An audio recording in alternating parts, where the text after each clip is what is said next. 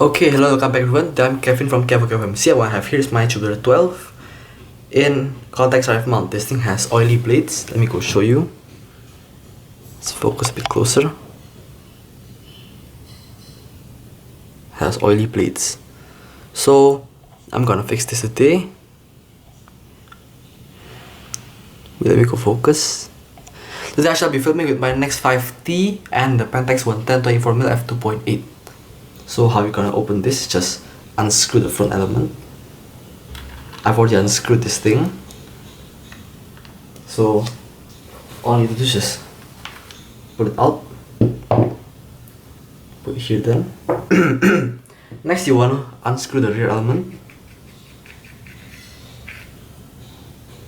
Then there's this brass lock that locks the aperture in, which is absent. Because right there, I've already taken that thing out to speed the video up essentially. Just use this thing and just pry it off, use this compass. Then, next thing you wanna do is you wanna open this ring, I'd say. So let me go take my lens tool. Push these things away.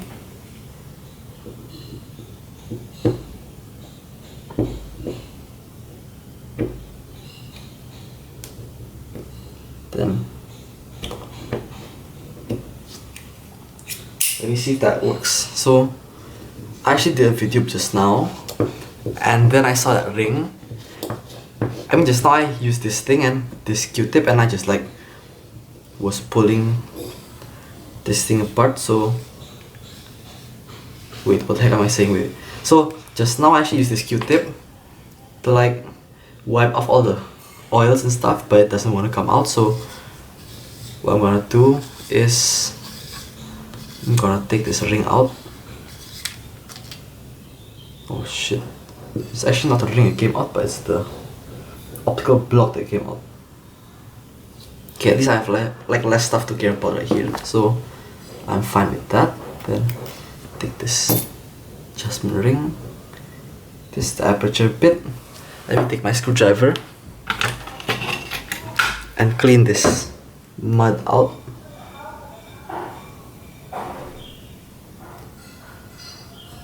Let me take something. Okay, so this is after I took the aperture plates out.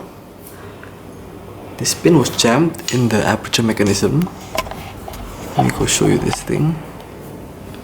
So this is the aperture changing knob thingy, and this is the thing that actually holds in the lens body. So this little pin was like inseparable with this thing, and why I used to take this thing out was a vice grip. So, and in the process, this thing actually fell out. So let me go show you this.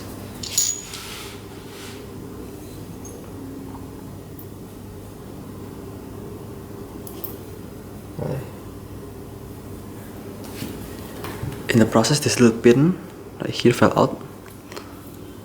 So now this thing is essentially pinless, and I'll have to make a new pin for this thing.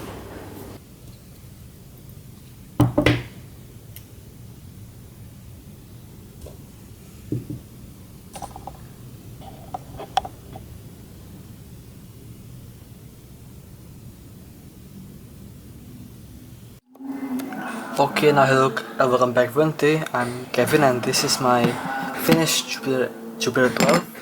You put this thing back like how you take this thing off, so essentially everything's now back in place. Like, just reverse the video and let me go. Let's go and find a way to unscrew this. The optics back in, and the front optics also back in, nice. And the aperture actually works. This was made using an iPhone 6s, I think, screw. So let me go put this thing back in the adapter so I can actually grip this thing properly. Yeah? Let me go put it back in. And is this actually the correct way? Yeah, okay. So this now actually has a working aperture, so as you can see, let's try and should I turn this thing? Turn this thing to the end. Then you can slowly turn this thing, I think. Wait, how is this so hard to turn single-handed? There you go, see? Got the aperture working again. You can open it just a little bit. I go show you a little bit more. There you see. Bit more again, and it's fully open. Okay, so that's how you clean the aperture blades. Now they're totally clean, as you can probably see. Let's stop this thing down. There you go. The aperture blades are clean as heck, and now let's see how focused this thing is. There you go. See, that's like so clean, and it actually has an iPhone 6s screw in that thing. So luckily I've actually opened up iPhones in the past, so I actually have spare parts. Thank you for watching everyone, hope you liked the video, and goodbye.